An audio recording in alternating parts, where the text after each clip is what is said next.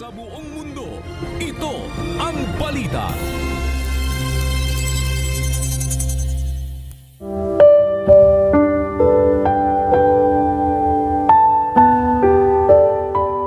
Sapagkat sinasabi ko, sa pamamagitan ng biyaya na sa akin ay ibinigay sa bawat tao sa inyo, na huwag mag-isip sa kanyang sarili ng totoong matayog kaysa nararapat niyang isipin, kundi mag-isip na may kahinahunan ayon sa kasukatan ng pananampalataya na ibinahagi ng Diyos sa bawat isa. Roma 12:3.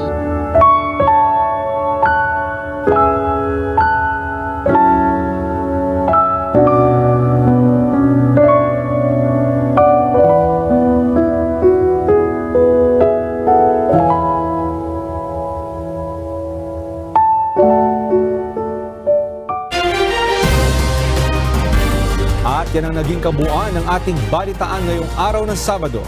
Aming inilahad ng buong katapatan kung paano namin nasaksihan. Sa ngalan ni Kuya Daniel Razon, ako si Mon Hocson. At dito sa UNTV, Diyos ang aming sandigan, serbisyo publiko ang aming pinahalagahan. Magandang hapon.